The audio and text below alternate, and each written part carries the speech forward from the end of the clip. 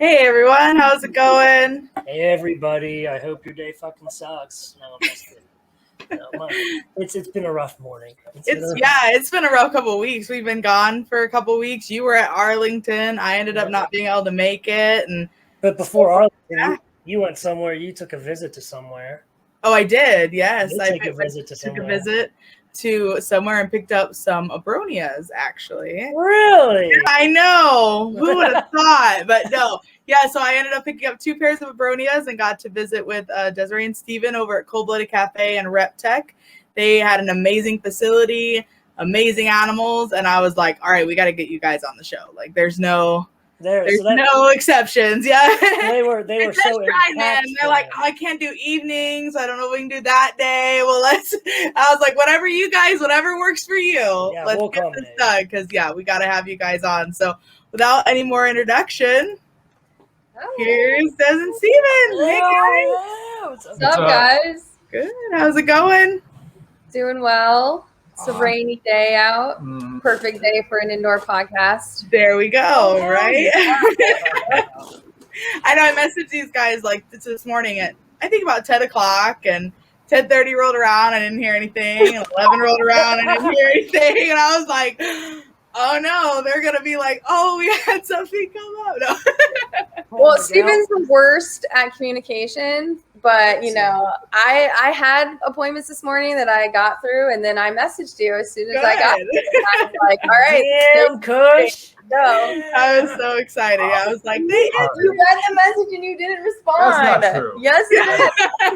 No. I'm telling you. Let me tell you about another one of your co-hosts, right? So we book MJ. This is fantastic. Yep. Yeah, dude. I just hung out with him at Arlington. So we book MJ. I think it's like the day before, or maybe hours before. I can't remember. Fuck, man, I can't make it. Because I started the Unfiltered Reptiles podcast on Wednesday nights. I was like, oh, I see how it is. No. Oh, yeah. So it went fine. He still hasn't been on, though. So you guys beat him. Well, he also got bit by a monitor. Yes, right, yeah. You should have seen him limping around the show, dude. It was funny. Oh. Poor guy. That's right? Poor him. No. MJ's cool as fuck, dude. He's a solid guy, man. I like him. We are going to get him on, but we're here to talk about you. Sorry, yes. MJ. No, sorry. No, shout out, MJ. Shout out, MJ. No, so, yeah, Cold-Blooded Café, right? I've heard your name. I'm a full-time snake breeder, right? So I've heard your name long ago. I met Forrest a couple times. Really, really awesome dude. I couldn't talk to him because I wasn't smart enough, straight up. Like back then, I was a younger man. Now, okay, yeah. But so I've always known who you guys were. You all from what I've always been told. I've ordered from you before, like quality, straight up quality, exactly what people are looking for. And I've seen some unboxing videos, and I'm like, dude, I couldn't ship rodents that professional. So I personally want to know a little bit about you guys, a background on sort of like Cold-Blooded Café and how things started and where they're at now, how far you've come and what you're all about. Right. That's a lot. I can start there. So Forrest and I had some ball pythons back in the day. I guess that was probably about 2006 or 2007. And that's when we started breeding our first group of rodents. And they were strictly just for our collection. So we just had like 1 or 2 wood racks that we built, and we were renting a house in Nevada and using the garage for our rodent breeding and all the other rooms for keeping snakes. Yep. So that's where it originally started, was that far back. And then every couple of years, we just kept getting more and more racks and more snakes. And it just become this like big thing where we had to get, this was probably like 2010. We had to get a 5-acre farm in Florida, and we had a huge barn there, and we just started buying used racks. We got a lot of racks from Mark Bailey, just a bunch of Freedom Breeders, ARS racks, anything we could get our hands on, we got, and just started growing the colony from there. It started out as just obviously our own feeders, and then we were supplying Dragonwood Conservancy, their rodents, the crocodiles down in Florida. Yeah, I know Yeah. them. Yeah. They were right across the street from us, so we'd give stuff to them. We'd give stuff to our friends. We weren't really selling. It was mostly just anything we didn't use or feed off, or having to change out our breeders, stuff like that. We were just passing it around. And then we moved to Indiana in 2012. And from here, this is where we started getting a lot bigger. And we were doing a lot of wholesale stuff at the time, just having a couple customers here and there. And then I would say 2015, 14 is when Cold-Blooded Cafe became like a retail company online. So we started kind of small there. We went through a lot of web development, a lot of different expenses to get where we are now, to where it runs the way it does. It was a lot. So yeah, now you can find us online at coldbloodedcafe.com, and we have a pretty fast turnaround. We can usually get your shipment out same week if you order within our time deadline thing. And otherwise, if there's holidays or bad weather, it's usually no more than 2 weeks before you have rodents. And we're pretty good about keeping stock.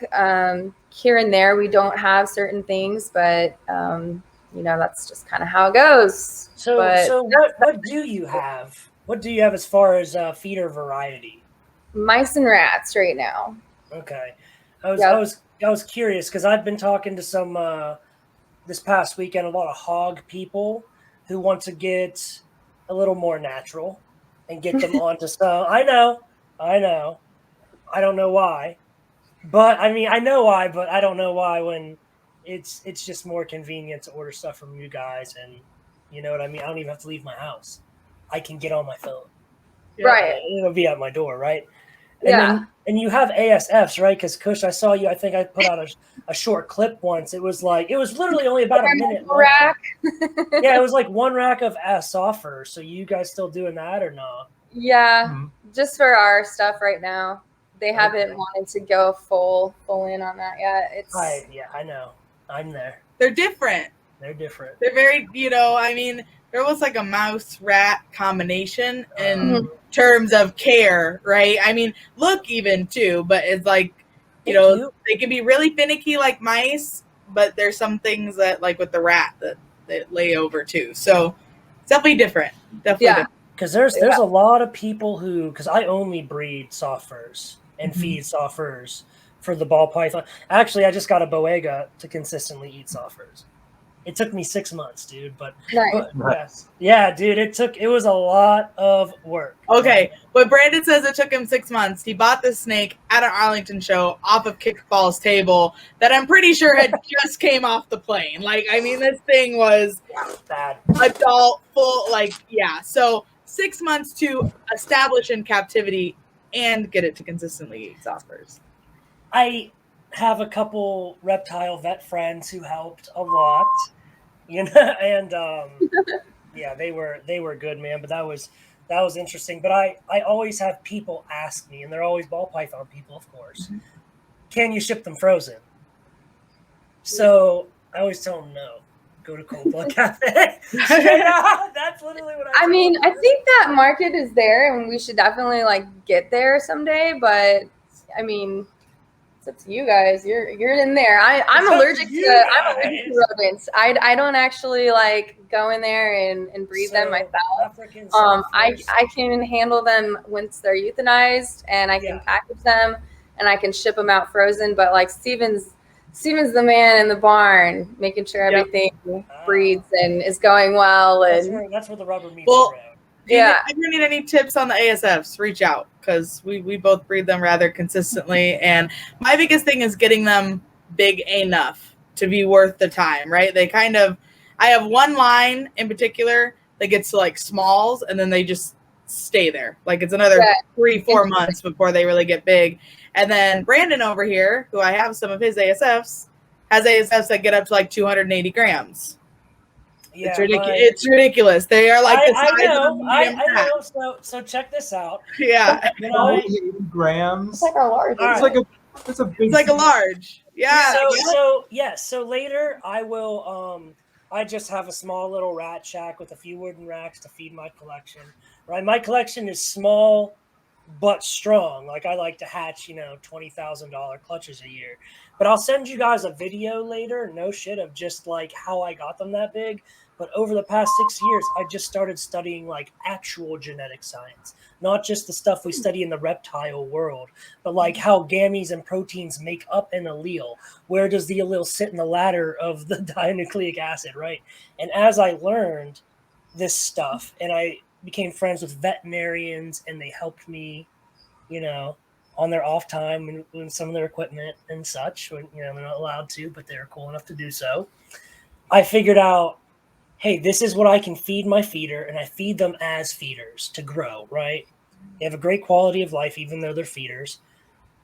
But I just line bred. It took me almost 7 years of line breeding to get it to where I could not only do my rodents get that large, but I could take my hand and stick it in the tub on a brand new litter of babies and the mom won't attack me or anything. And I'm trying another new method out because I'm sure you can't take males and exchange them through ASF's tubs like a colony breeder method like you can with Norwegian rats or lab mice, because those males they can get fucked up, right? So they get tore up. So I'm doing this hardware cloth divider, and I've heard of people trying this overseas in the UK with their Maltese, same thing, right?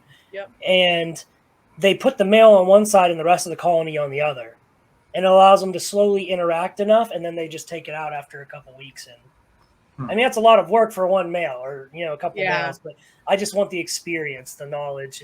That's more important to me than anything, really. But yeah. Totally. The market's there, man. I promise. I get messages every day. For sure. So awesome breeding rats, mice, and potentially ASFs in the future, right? So working on supplying there, which is awesome. So tell us why you're breeding these rats, right? What do you guys have at Reptek? What kind of reptiles do you work with? Yeah. And just I know you guys have a lot, so give us a list. Yeah, all right. You're up. So, at the moment we're sitting between 80 and 90 species of reptiles. We have the Abronia, bunch of different pythons, lots of scrub pythons, rattlesnakes, arboreal vipers, tree boas, big colubrids, both arboreal and terrestrial, crocodilians. We have monitors, a bunch of monitors too, like 12 monitors. We have one amphibian. Yes, we have an amphibian. One amphibian.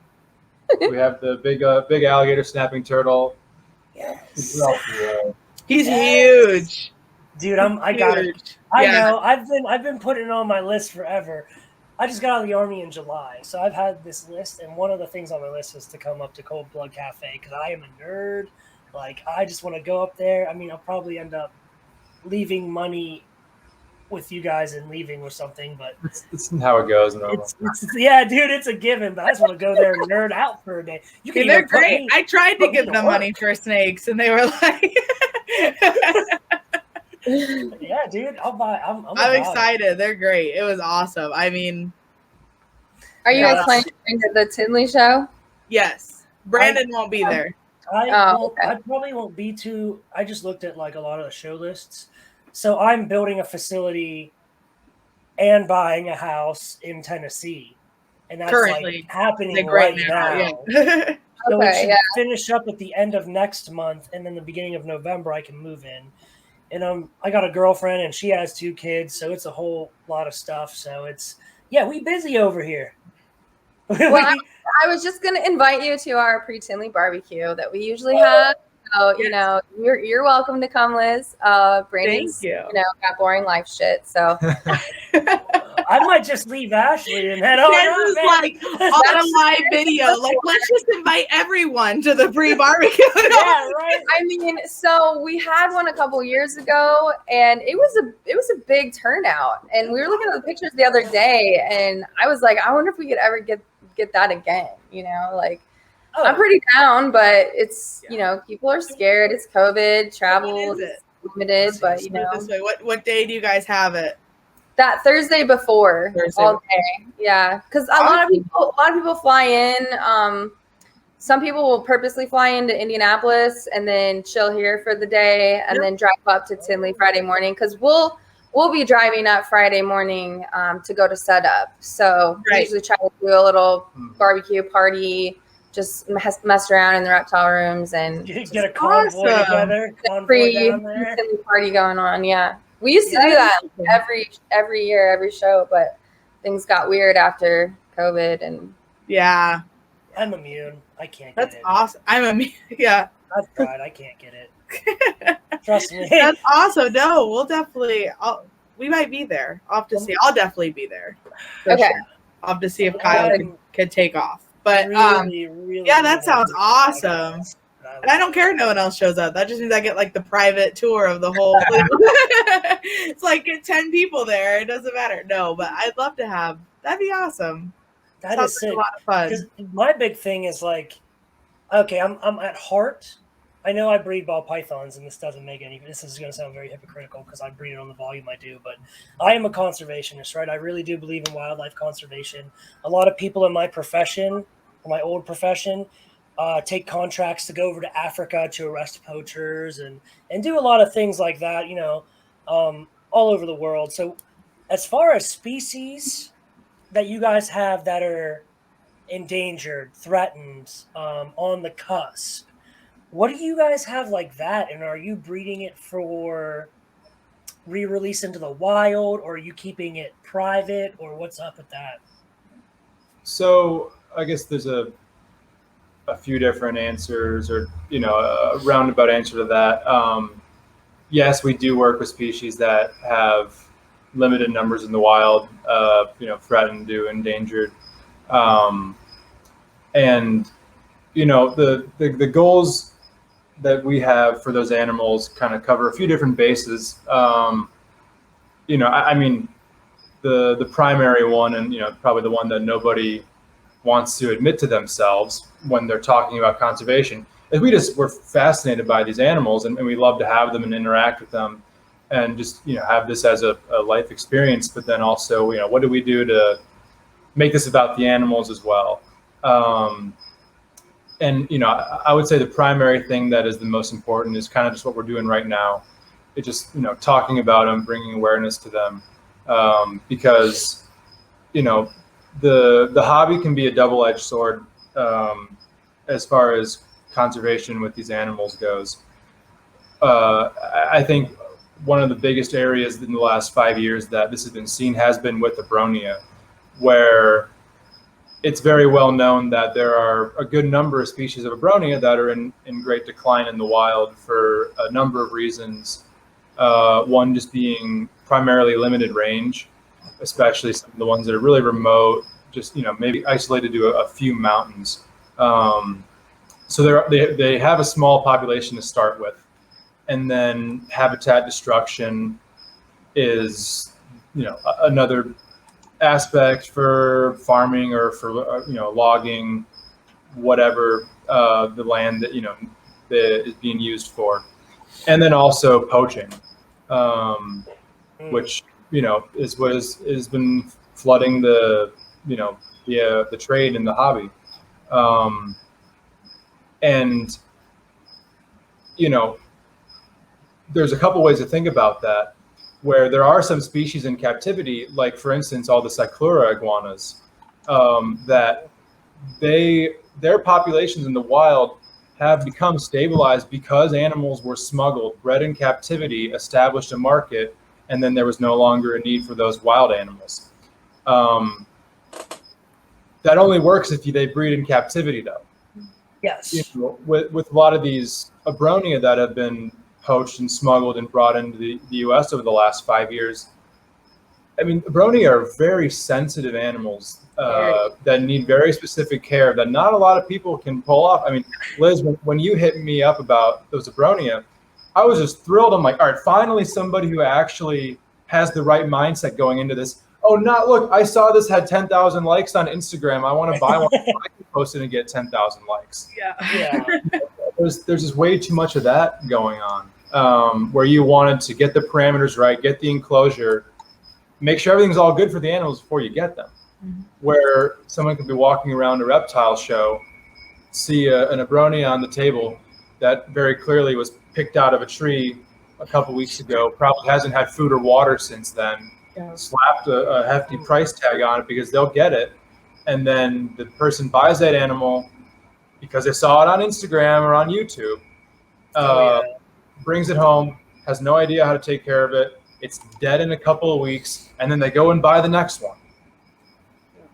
Yeah, and to double down on the negative effect, there's been a lot of talk about abronia conservation. Buying a smuggled animal from a show is not conservation. No. Yeah. You're not establishing a captive assurance population. No, you're promoting smuggling. Yep. They are the two sides. They look similar, but they're vastly different. Right. Because are these animals around? Absolutely. The only reason that there are as many as there are now is because they sell. Because people knowingly, continuously buy these smuggled animals. Yep. People have been breeding them in captivity. Very small numbers. We had one litter each year the last 2 years. It's not much, but it's a start. So let's say you've had one litter, right? But how many pairs of abronias do you guys have? Because I know you guys have quite a few. Yeah, I mean, that was one out of I think 12 pairs that we tried to breed. Right. They're very difficult to breed. Wow. Right. Yeah, that's what I mean. It's not like I had 3 pairs and one went, right? Yeah, that says a lot. Yeah, they're difficult. And, there's a couple of people in Europe that seem to have had some routine success that they're kind of holding their secret close to their chest as to what they're doing, which is a little bit unfortunate. But then there's been people here in the U.S. who have been having good success. Nick from the Abronia Alliance. Brian Roberts is another guy who's had some success. John Oliver, Dylan DeMuth. There's some people who have been having good success with these animals, and that is what we should be doing. But those are the animals that people should want to be able to get their hands on. Are they going to have a heftier price tag? Yeah, absolutely. Are they going to be around less often? Absolutely. But that comes to another issue, is the kind of instant gratification culture of reptile keeping. Yeah. It's like, I see it, I want it, there it is, I buy it. Okay, what is it again? That's so fucking bad. But it's so true. Dude, that's so bad, but so Who did I buy this from? What was their name?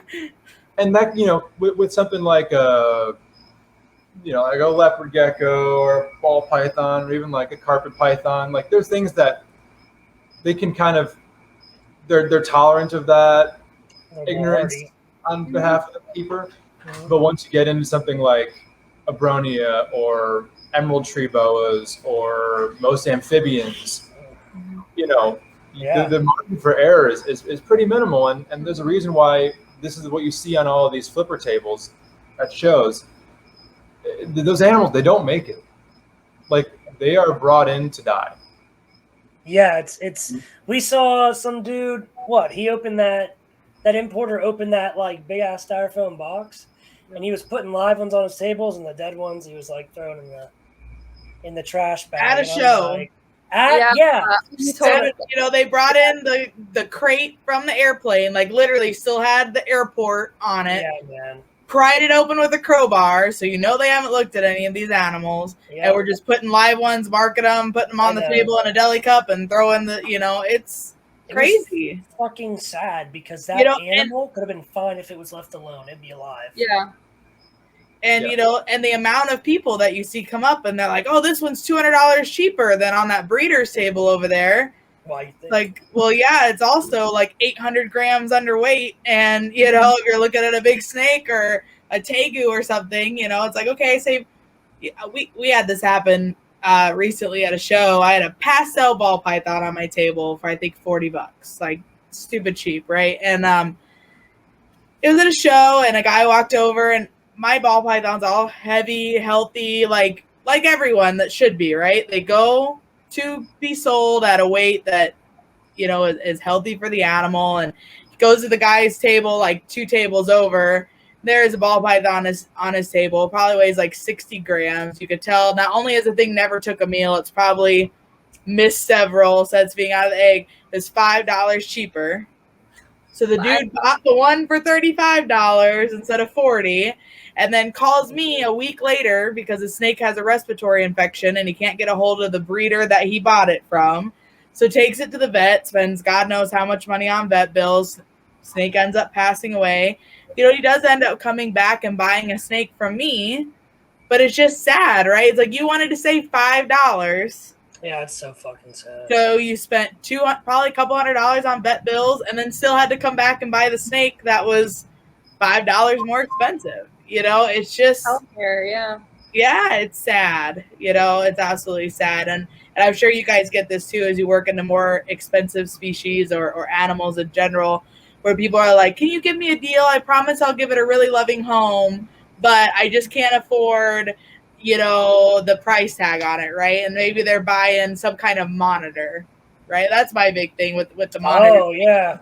And it's like, if you can't afford the upfront cost of the animal, I mean, feeding monitors is not cheap. Cages for monitors are not cheap. Heating elements for monitors are not cheap, and there's a lot more expense that goes into it afterwards. And I'm not saying, I understand that everyone has costs, but if people are balking or wanting, 50 to 70% off an animal because of upfront costs, because they just can't afford it, it does make you wonder sometimes, like, well, what's going to happen, if this animal needs a cage upgrade, or, when this animal is 4 feet long and is eating pounds of meat, a week, or what are you going to do at that point? So I think that's a really good, kind of way for people to stop and kind of think about these animals. And like you said, Stephen, with the instant gratification, it's so easy to look at something, go, that's so cool, so pretty, so cute.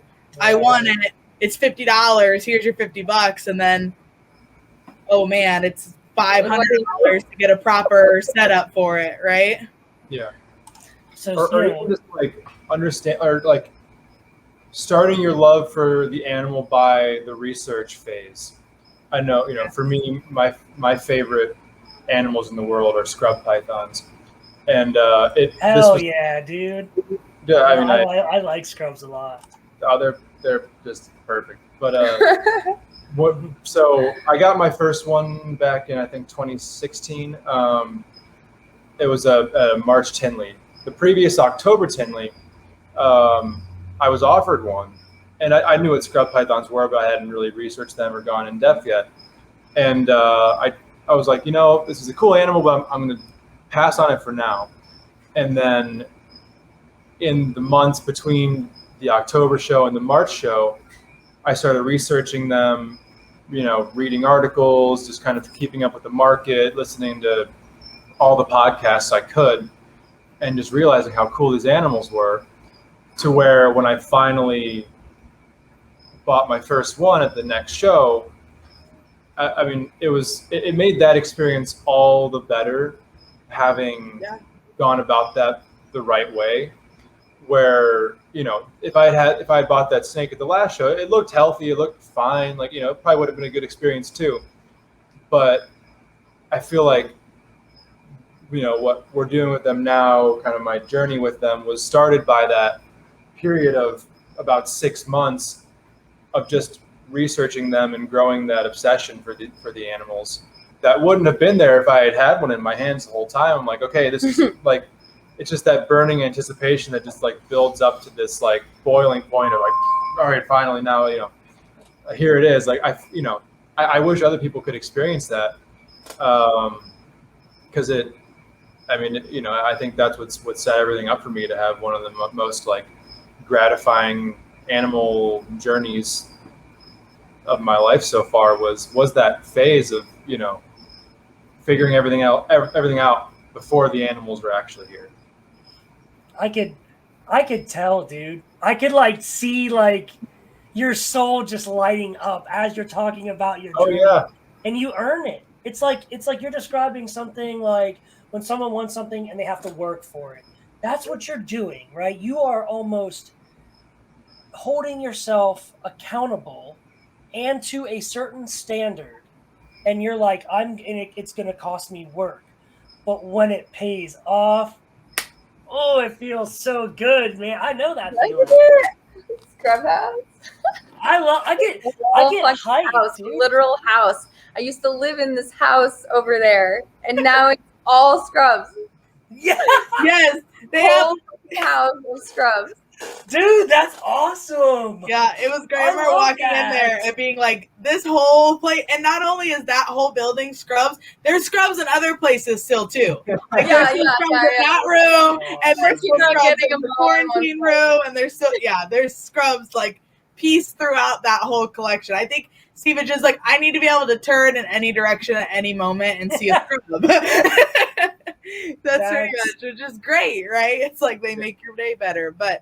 No, they are very cool, and I think Brandon, what you touched on too is just that anticipation, and even like you said, you can even see it now. Like when just you're talking about, and when we were there visiting, and you're talking about the scrubs and your projects, just how passionate you are about them, and I think there is there's a point of building a passion that isn't just spending time with the animal. Like you said, that research and the learning and the experiencing. That moment of finally, this is what I've been working towards. Now I have it, that will fuel you and that passion forever. You'll always remember that time of coming back, not like, oh yeah, I think like just, you could tell me I got I got offered a scrub this day and I got my first scrub in March this year, instead of just being like, man, I don't remember when I really got my first scrub. It just kind of fell into my lap. I got it at a Tinley sometime. I don't really remember. Yeah. I love that. That was a good one. I was like, oh man, I gotta go look at these right now. I was like, oh, that's such a good one. I have to share it. That is a good shot. Awesome. Dang, Chris, you're a big dude, man. How much you bench? No homo. What's that? How much you bench, bro? Not as much as I should. My chest sucks. But. Oh, okay. Never mind. Then we'll just keep talking. But go ahead, Liz. Keep talking about snakes. All right, Steven. Not to backtrack a little bit here, but when did you join in, like Cold-Blooded Café and Reptek? Like, when was how did that opportunity arise for you, and when did that all start? So, I've known Des and I knew Forrest for like 3.5 years before I actually moved here. So I met them at March Tinley 2015, I believe, when I bought an olive python from them, and then kind of just always stayed in touch. That snake is actually like right down there right now. Hell so yeah, dude. She's still here. And then I moved here. Man, everything happens in March. March of 2019 is when I moved here. I was in college at the time. And I knew beforehand this just wasn't for me. And then after 6 months of college, I'm like, yeah, this definitely isn't for me. So You dropped out.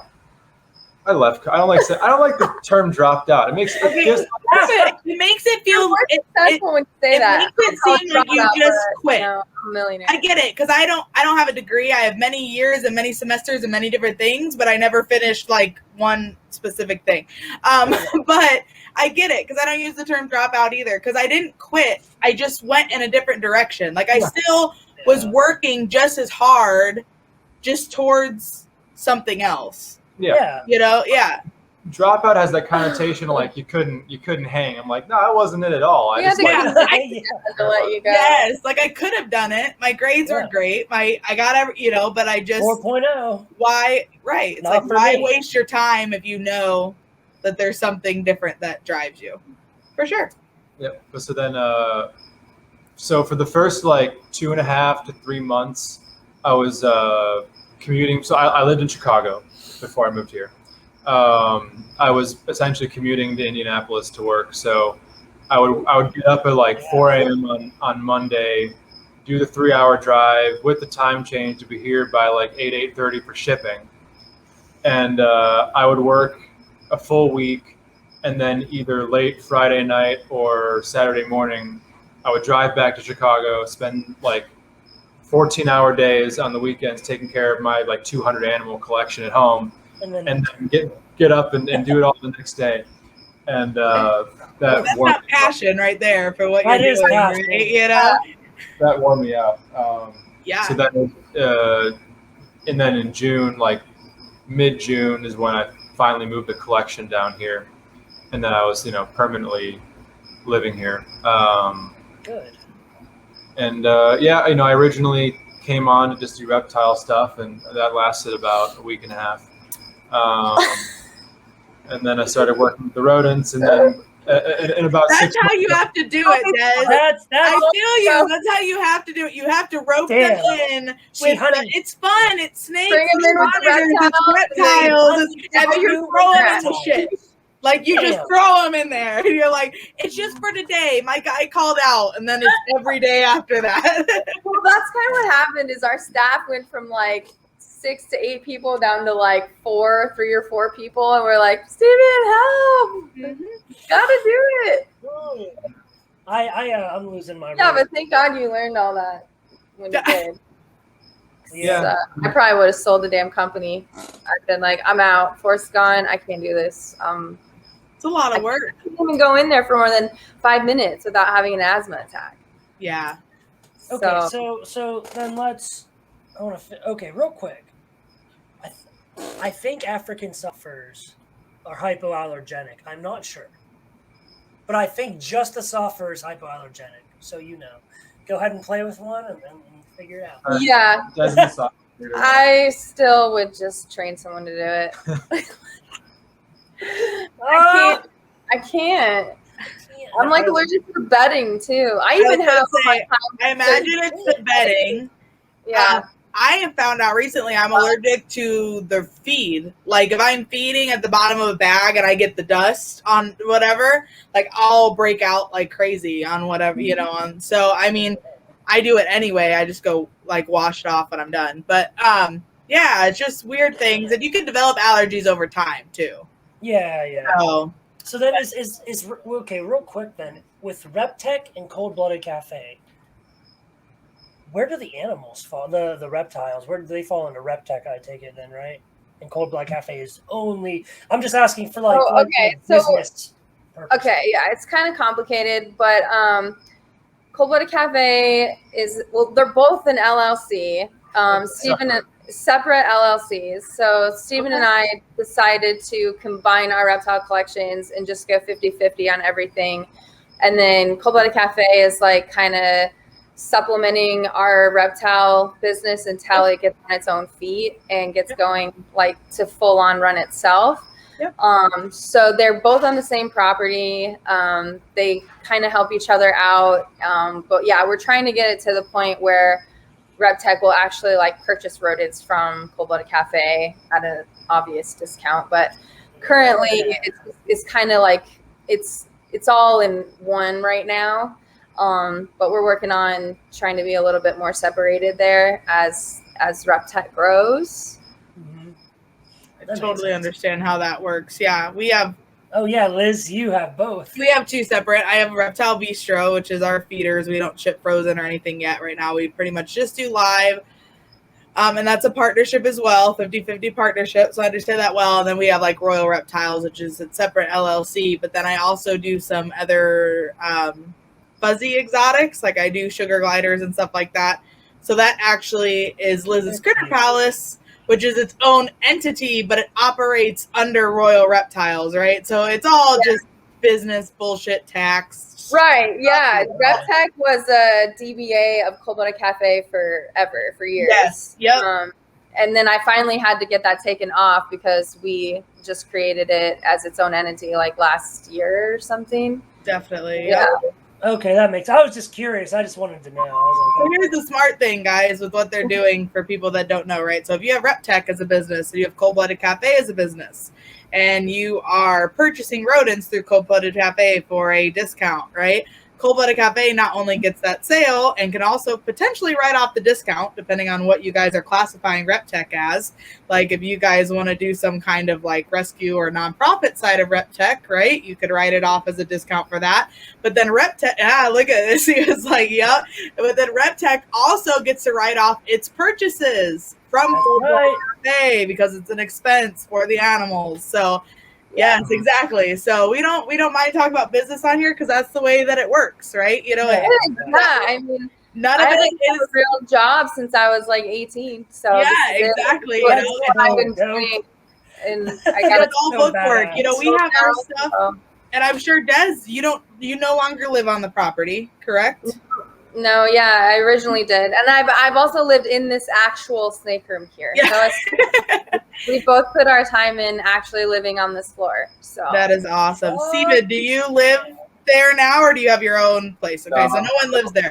But one thing you don't know, right? While you originally lived in the house, you could also write off part of your mortgage payment.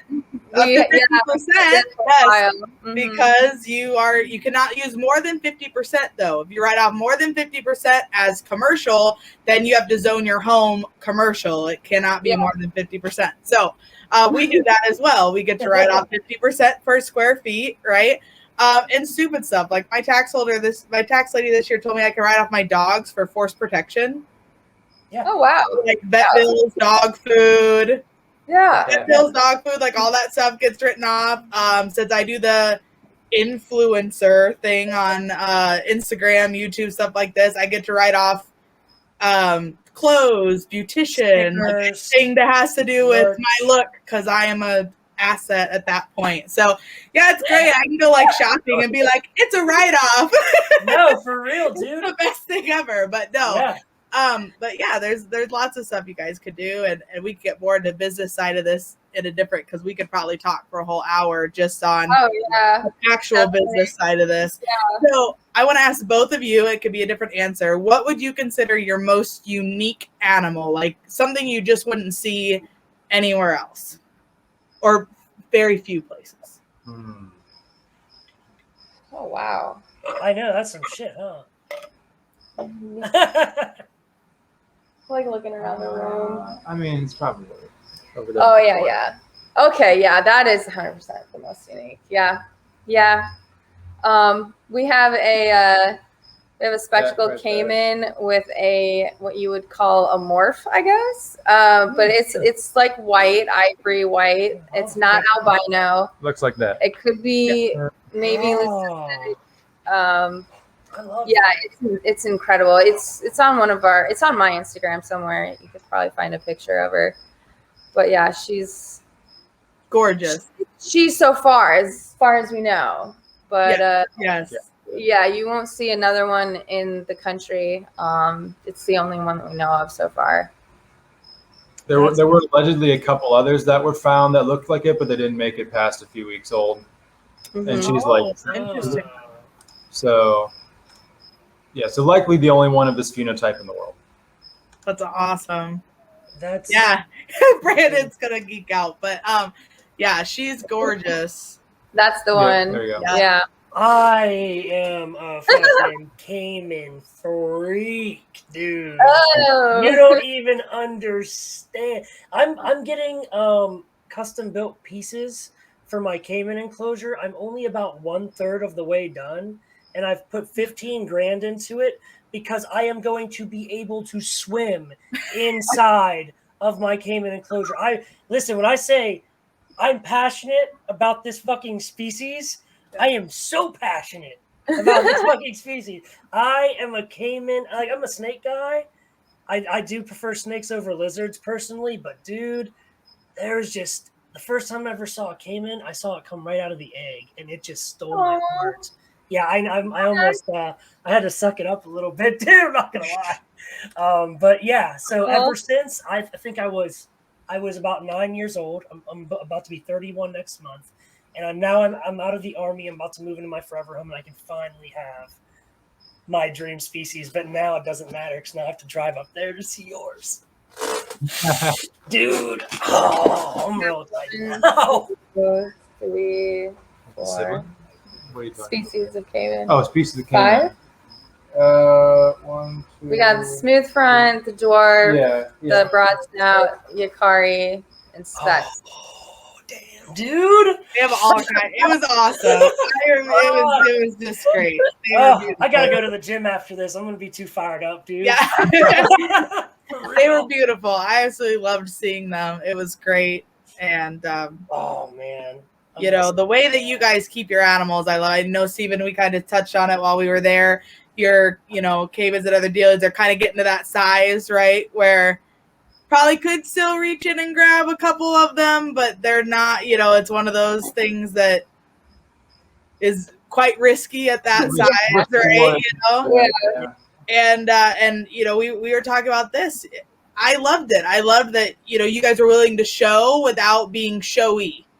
Right. I was able to go in and see all the species and they were beautiful. And it was great to just be able to sit back and admire them from a distance and not have to, no one had to get in there and wrangle a gator out of a tub, That's awesome. And I love that. We talked a lot about, I think there's more people that need to be able to appreciate without touching or without cuddling or without, trying to make it this big show animal or show, item that they just bring out because people are like, oh, that's so cool. These animals, they want to be left alone for the most part. You get a couple individuals that, maybe are really friendly and come up and are cool around people, but there's no point in putting the animal or the handler at risk just to look cool at the end of the day. Yeah, if you find yourself, anyone finds themselves needing to act like that, then it's no longer about the animals, it's just about you. And that's, that's not what we're about here. We're here for the animals are not here for us. So, I mean, they are and they're not. They're obviously here for us because we wanted to do this, but It's our job to be there for the animals, just that in that same way. So, and we love having people here like you who didn't need to touch everything and like, let's post this on Instagram. It's like, we're just here enjoying these animals and talking about it. This is what we, whether we have our phones on us or not, or videos or not, or on the podcast or not, like this is just what we do. Yep. And we can just look at this animal, and if it's one we can interact with, great. And if it's not, we just appreciate it for what it is, and it's about it. It doesn't have to be some big show. It's like, especially with stuff like crocodilians and like venomous snakes, everyone's looking for that shock factor, that like, whoa, look at what just happened. Look, I'm free handling my monocle cobra. Like, Oh, go ahead. I love it. No, don't stop. Yeah. Yeah. I want to hear, what are your thoughts on free handling? Because that's like a, listen. When I say free handling, I understand that that's also sort of a newer coin term, right? I'm sure as us kids, we all went out in the wild and picked up a bunch of shit, right? But I want to hear your thoughts on,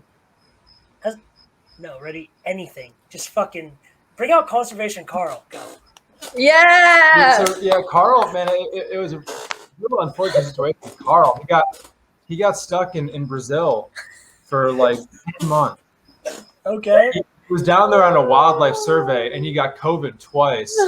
And then his passport got stolen from him. And then he was just stuck there. So Carl reached out a couple times. I was honestly glad to have some separation from him. He gets under my skin. But I think he was able to get like a green card or something. He might be back in the U.S. by now. Oh Jesus! I don't know, Carl.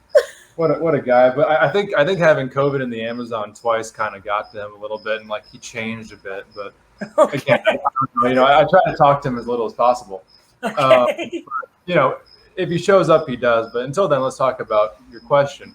Okay. So, the whole discussion of free handling, in my opinion, at this point, the discussion is how the discussion has been going is almost as detrimental as the free handling itself,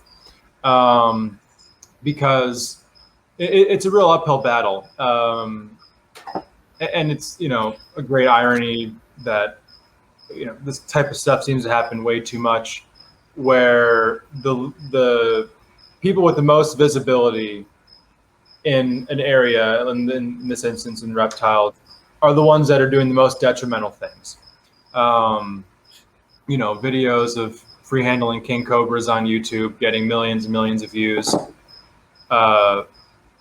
It's just, it's disheartening and it's backwards. And worse than that, people, have, especially this year, have gone on their podcasts and on their YouTube channels and on their Instagram and have called these people out by name. And at the end of the day, you're just giving these people free promotion. Yep. They're getting more subscribers because of you. Yeah. And you just look, and the person who's bitching about it just looks bitter. Yep. They're like, oh, Yep. you wish you had 2 million subscribers. Well, but you're not as cool as them, and then it's just a fight, and nothing really ever gets accomplished. And there's a reason why you see, and it's especially, I feel like it's on Facebook primarily.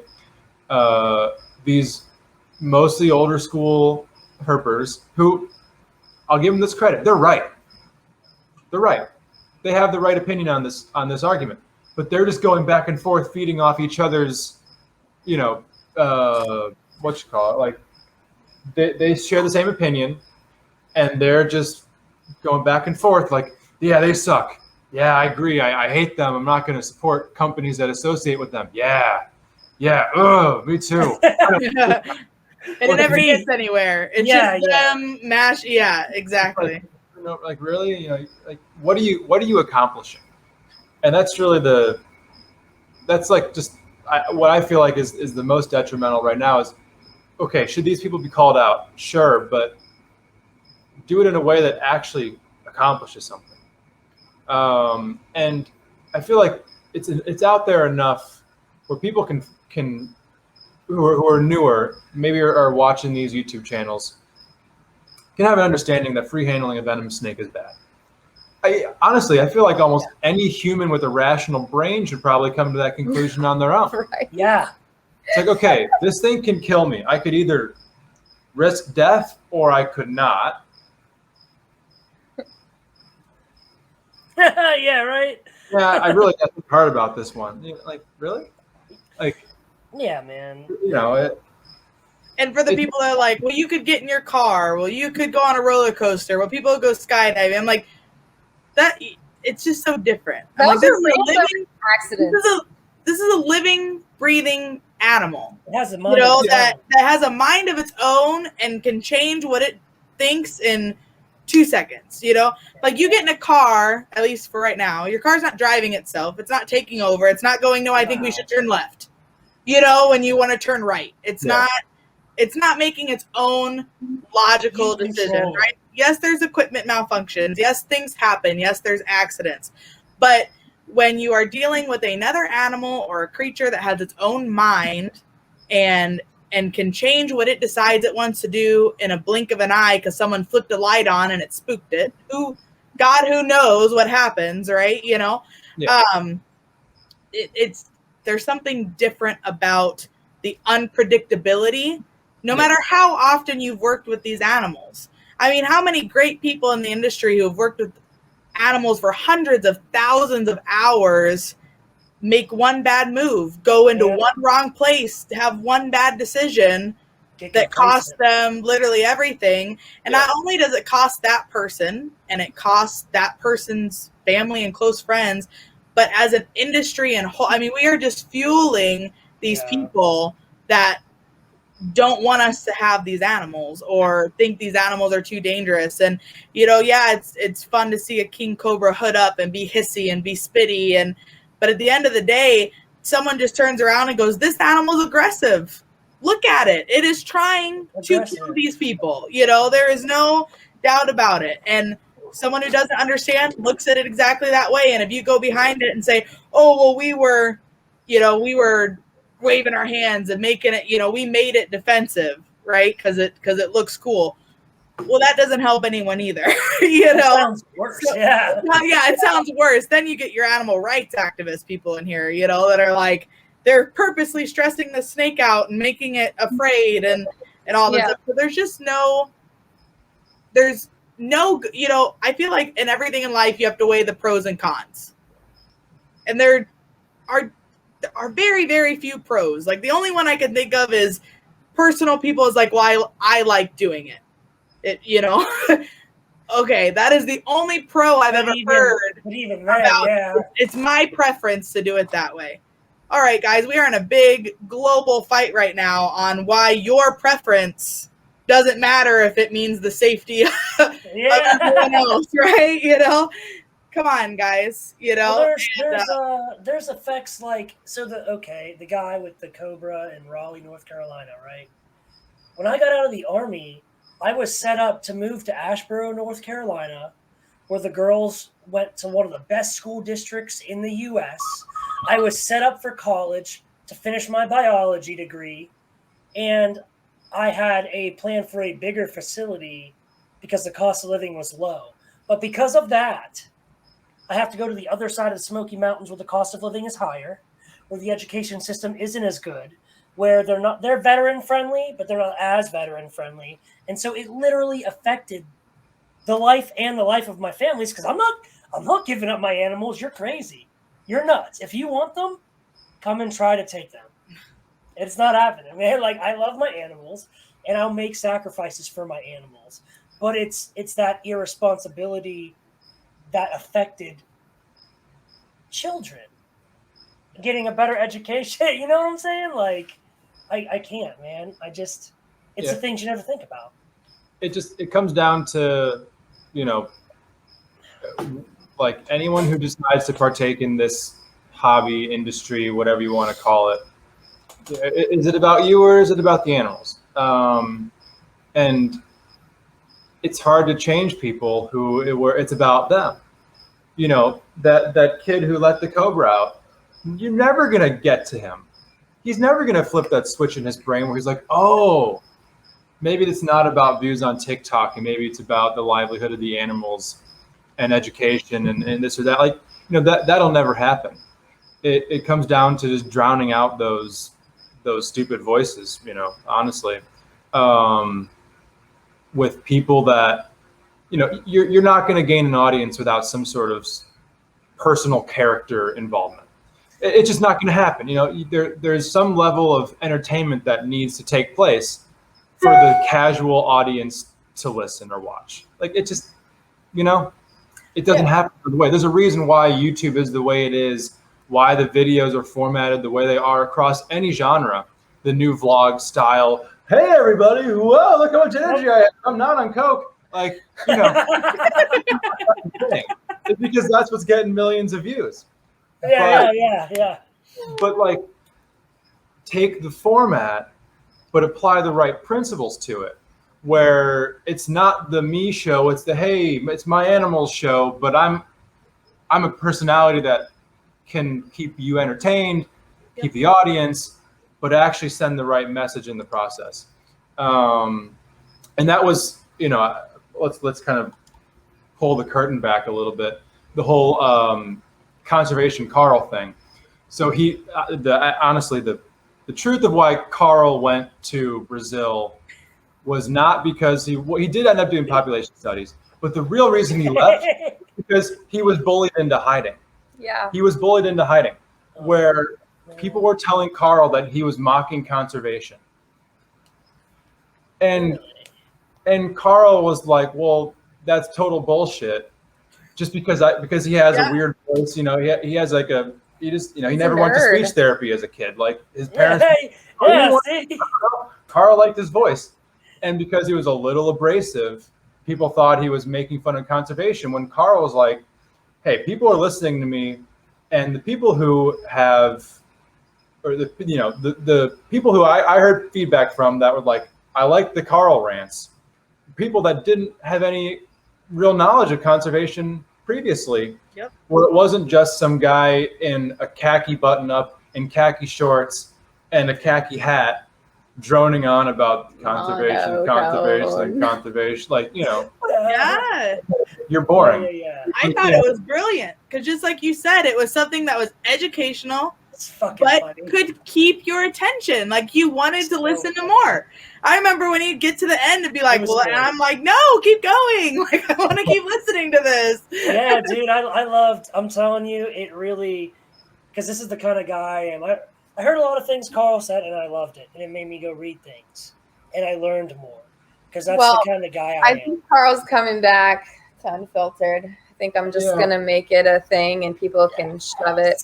Yes. Yes. Like the negative feedback was coming from people who already shared these beliefs, but because it was coming with a funny voice, they thought it was a mockery. But the people who didn't have these beliefs already or were new to them didn't take it that way. No. And took something positive away from it. Which then gets to like, okay, were they really looking out for conservation, or were they personally offended and have some sort of internal dialogue about themselves that was now negatively affected by, hey, this dude with a funny, Steven doing a funny voice talking about conservation is getting more attention than I am. I don't know. But whatever it is, it's just one of, and this could be a whole other conversation of the reptile hobby holding itself back. I've had a lot of friends who have kind of had the same experience of, gain some traction, gain some popularity, gain a listener base, and people who've taken longer to achieve that same goal will get envious and then start talking shit behind your back and try to, inhibit your progress just out of pure jealousy or resentment or whatever. Yep. When the message is good. If the message is bad, if it's I'm the next free handler, bro, look at me, that should be addressed. But when it's actually something with a positive message or bringing the community together or putting out new information,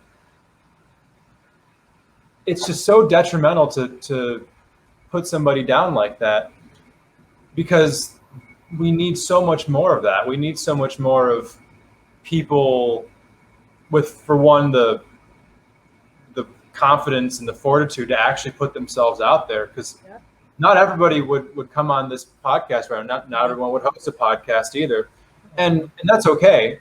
Not everybody needs to, but for those who do, for those people to then bash them, it's like, well, what the hell are you doing? Yeah. What are you doing typing behind your profile picture of something that's not yourself? You're just this name on Facebook. Who are you to judge anybody who's actually being vulnerable and putting themselves out there for the greater good of the animals, Well said. not just for the sake of their ego. Well said. And I feel like these critical people can't depict between the two. They can't depict between the ego trip and the education, positivity, community building, because they can be in the same format. They can both be on a podcast that looks like this or a YouTube video, but the content and the message is different. But because of the medium, they pass judgment immediately without even giving it a shot. Yeah. I feel like the educational stuff even gets hit harder, it seems, because you certainly have a lot more people out there that are doing well than you do the education side. I think it's also just hard, when you're doing it for yourself, I feel like it's different. If you're doing it for education, you're like, you are passionate about this. You are trying to put a message out there, and it just seems like no one cares or no one's listening. So why do I keep putting it out there? And I think, but getting over that hump, I think, is important too. Like you said, who cares what those people think? Because what are they doing? Yeah. If someone came up to me that, said, I don't think you should do it this way. Here's what I've been doing, and here's all the things I've accomplished doing this, right? Then maybe I might be like, maybe I should take a look at what that is doing for the industry or for the hobby or for a certain species. But until they have something better or something that is working better or doing more, what effort are they putting into it other than boo, you're making fun of conservation and it sucks. You know? All right, well, what are you doing for conservation? It's like the same conversation like with the whole free handler thing, where it's exactly like what you were describing, or like the opposite of what you were describing, of people not coming to people and saying, hey, this is how your image is affecting the hobby, what people assume of us as a whole. Here's how to do it better, or look how I'm doing it, or even not even having the conversation in the first place, just doing it better. It's just a bash fest where everyone's saying these people's names. It's, oh, they suck for, reason 1 through 10, where, they're just like what you're saying, just sitting behind their phone. Yeah. Typing away because they're at work or at home or somewhere where they don't have to have a face-to-face confrontation, and they can be all tough behind their phones. But what the hell are you actually doing? That was that was for, we started getting into some venomous this year. And part of it for me was like, I want to figure out how to show these animals in a way that, shows how amazing they are, how beautiful they are, how we're dealing with them in a captive setting, but taking out any sort of semblance of sensationalism whatsoever. Which, I'll speak for myself. I've been relatively quiet on social media for the last probably 4 months or so. I just needed a break. But,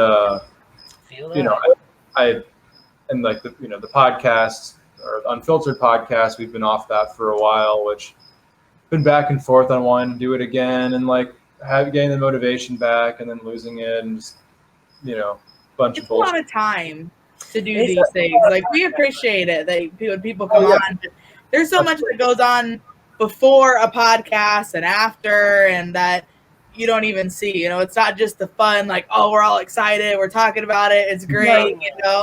Yeah, there's a lot of stuff that goes on. Right.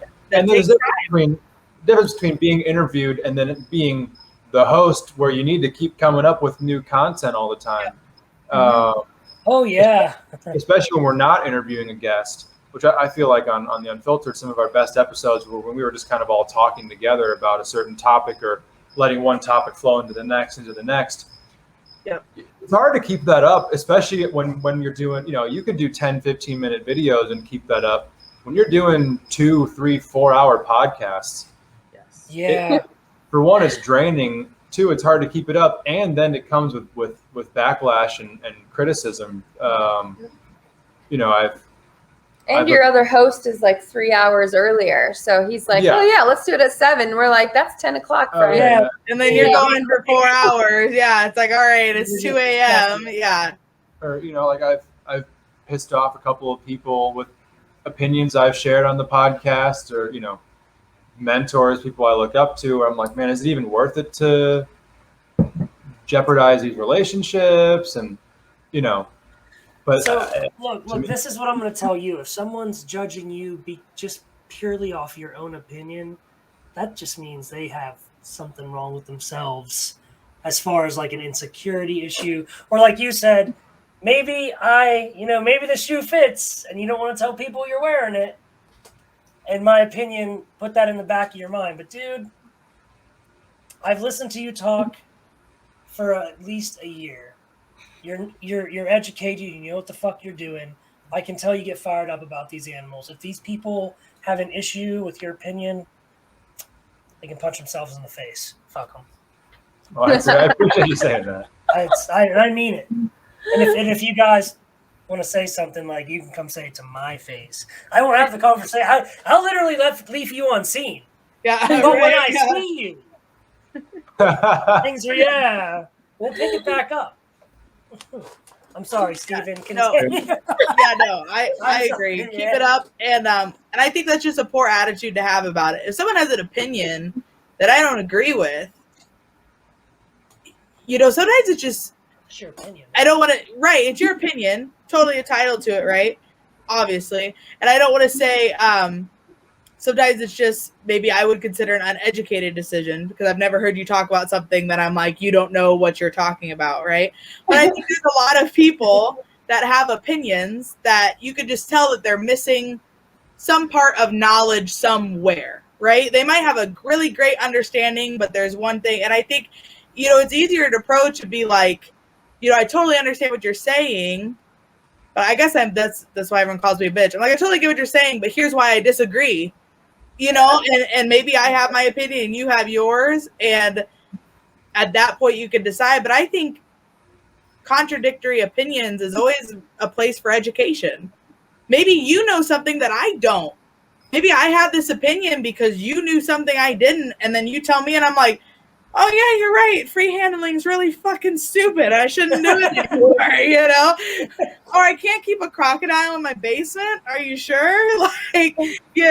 All this stuff. So people told me, I can't tell you how many times with tortoises and ball pythons and other things I hear, if I had $1 for every time we heard some of these questions, right? It's like, well, yeah, but if I keep it in a 10-gallon tank, it won't get very big, right? Like it stays the size of its tank. It's going to stay the size of its enclosure, and you don't want to say that is stupidity, right? That is just what someone has told them that they thought knew more than they did, right?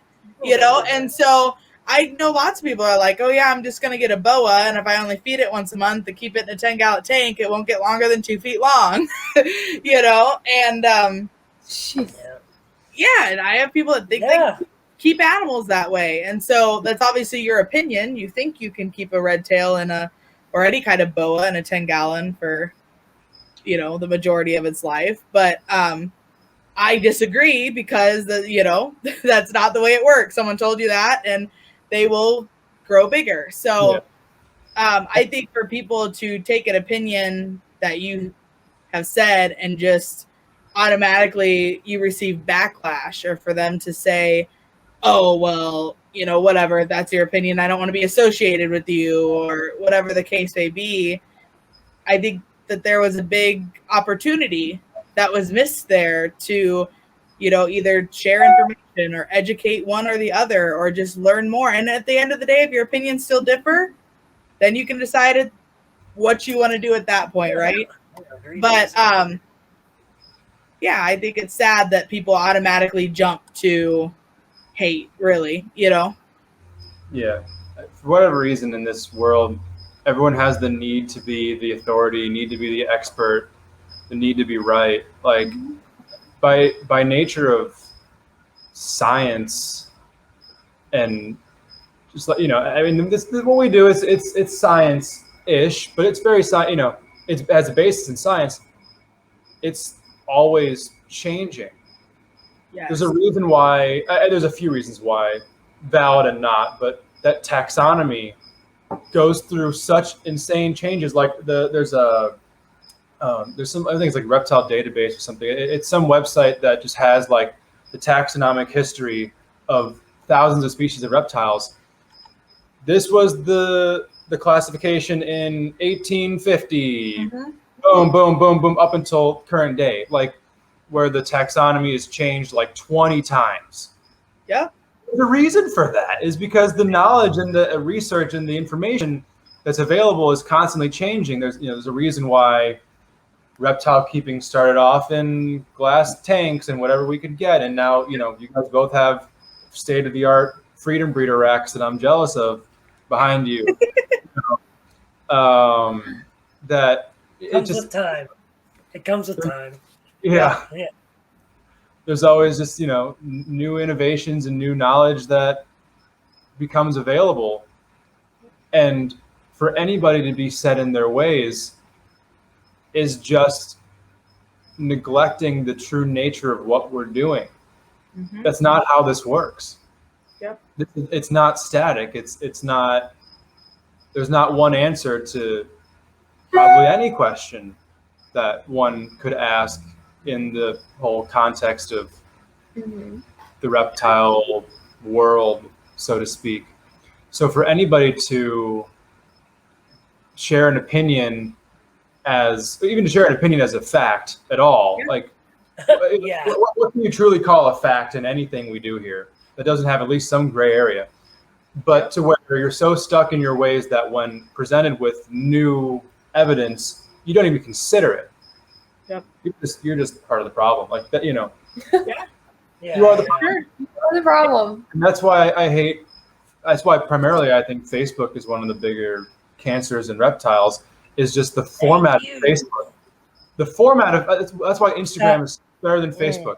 Yep. The format of Instagram doesn't allow for the fighting that Facebook does. How often do you see an Instagram post with 500 comments? Oh, dude, yeah. Never. But Like, with Facebook, you can have a field day reading all the drama. I've done this. I'd probably only a handful of times. I want to keep it there where I've read like all the comments. Yep. And I'm like, what the fuck did I just do with 45 minutes of my life? You're right, dude. Yeah. Nothing, and neither did anybody in that comment section. You learn nothing. Yeah. Yep. Yeah, And yet we're so enthralled with it, right? Like we sit there and we load more comments, load more. Oh, what this? Oh, this one's got 80 replies. Oh, that's got to be a good one, you know? Yeah, and you go through. It's just, yeah. I try to stay off Facebook as much as possible. I cannot do it. I can't. I check my notifications for like my Yeah, pages, my mom, you know, it. and I stay off it. Yeah, I talk to my family. That's all I Yeah, use it for. Yeah. That's the same for me. I could. I like so I don't know if any of you guys know who TC Houston is. He's up in Colorado.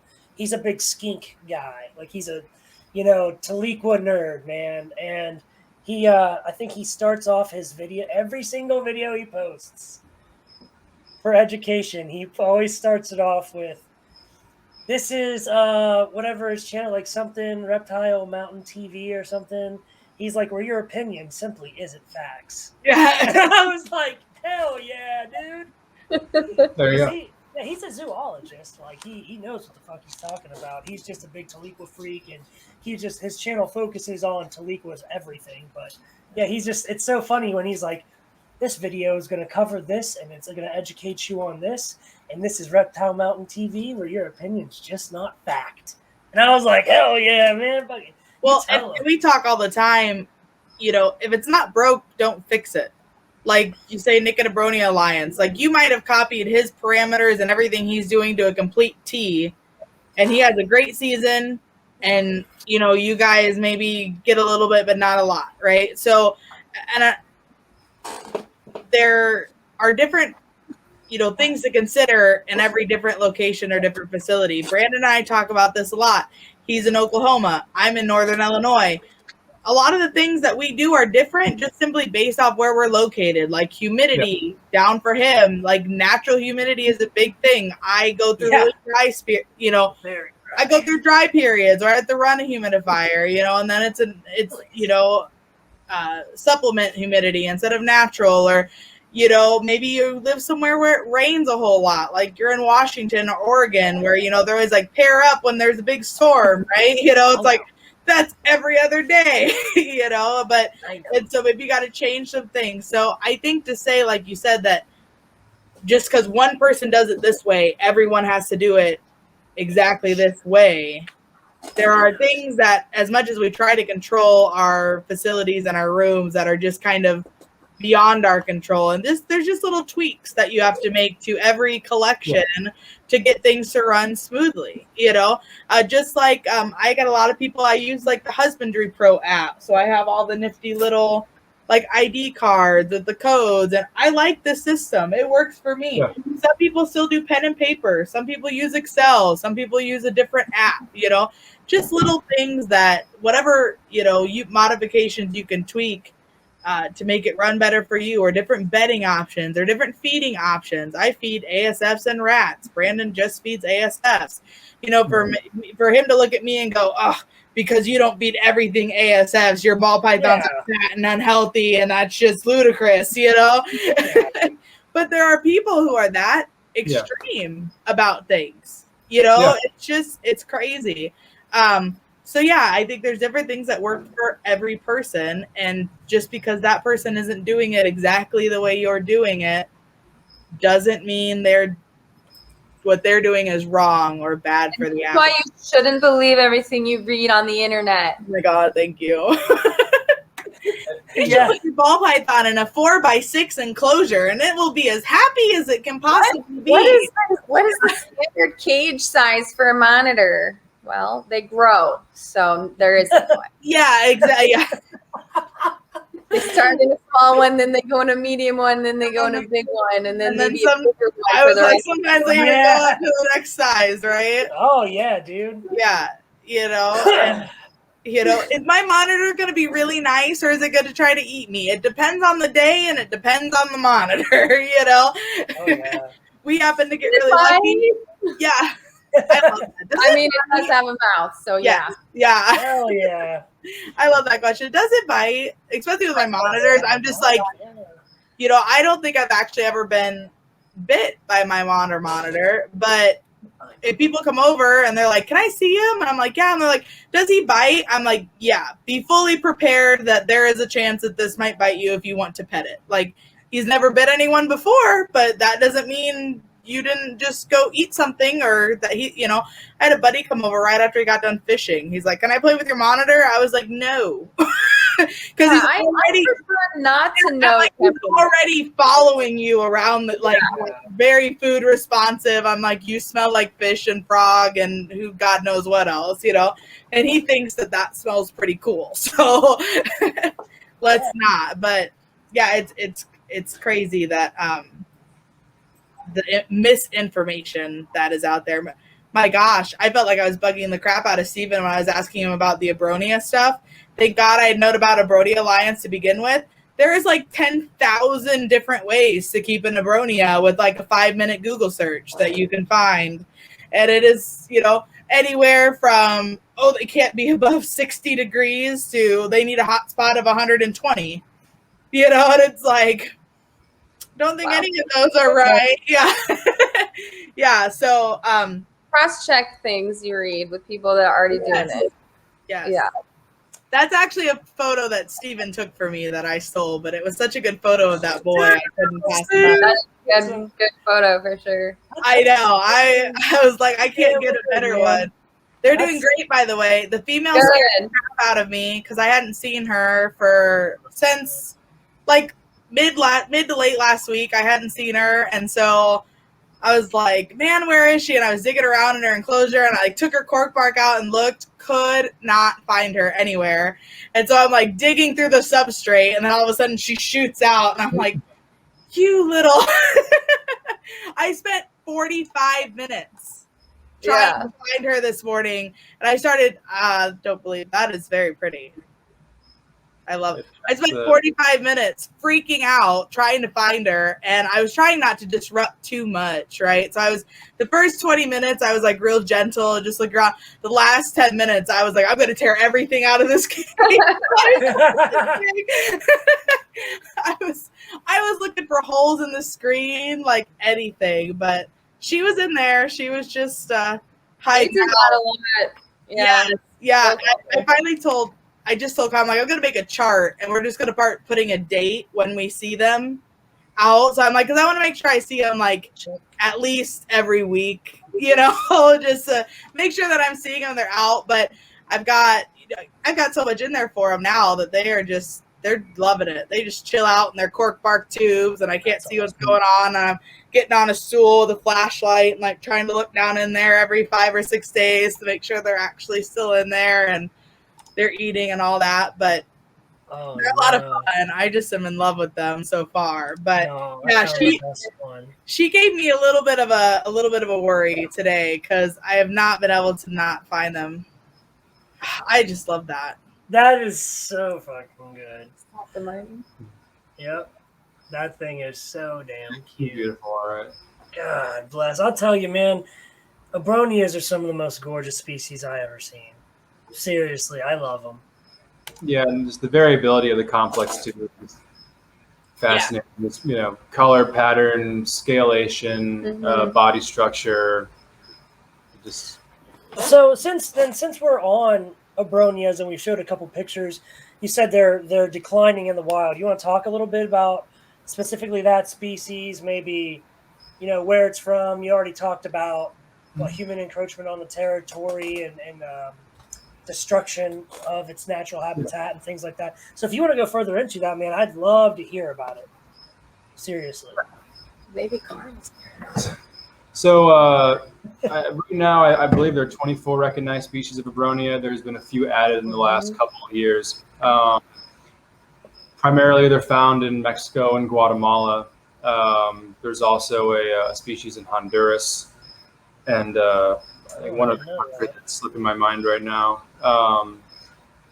So they're not all in population decline in the wild. I think that's something that is a bit of a misnomer that all the Bronia are critically endangered. Like, no, not at all. Some are more in decline than others, but they are now all regulated by CITES. Okay, gotcha. 5 species of Bronia are listed as CITES 1. The rest of them are all listed as CITES 2. It's a combination of CITES and then just how the Mexican government protects their wildlife, where CITES are not, there is not a whole lot of exportation of reptiles out of Mexico. Some species, not at all. We also have rattlesnakes that occur in a lot of these similar ranges. And there's a few species of Mexican rattlesnake that, to my knowledge, have never been moved outside of the country. Maybe some have been smuggled, but obviously the animals didn't get anywhere because there's some of these that there's just no representation in captivity almost at all in the entire world, like the long-tailed rattlesnake complex. Crotalus, Eric-Smithii, Crotalus, Lenomii. They're some of the most beautiful animals in the entire world. Something that I'd love to even just see in person one day, but they're just so heavily regulated down there in Mexico, which is, to a degree, the right thing to do, I feel like. Then it also gets into the issue of, the corruption in Mexico, the drug cartel influence, because that's who's controlling this smuggling of the reptiles. It's the cartels. They're moving with the cocaine and all that, Oh yeah. So it's okay, cool. You're not only fighting smuggling, you're fighting literally the most powerful organizations in the entire world, and the process. That's kind of scary. That would fucking suck. But really at this point, the hobby's role in Abronia conservation, how I feel, should be taking the animals we have, getting them in the right hands, primarily getting the right information out there as to their husbandry, and then as more information becomes available about breeding, disseminating that information to the right people, and then doing everything in our power to just eliminate the demand for these smuggled animals. We're not going to stop. We can't stop the smuggling as civilians. We're not the DEA and whatever. We can't do it. But the smuggling only exists because there's a market for it. Like if tomorrow nobody ever wanted to do cocaine again, okay, well then there'd be no more trade. But that's not like how the hell could we do that? But oh man, it really is that, and then just letting these captive bred animals be available to where it can satisfy the market, but create a market to where people are not like, all right, I want a collection of 500 Abronia. A collection of 500 Abronia, at this point, doing it the right way, it would take decades to achieve that collection. Yeah. That's just it's not an attainable goal. Not to mention the daily work and other things that are caused. Just like the normal life restraints that would make that improbable.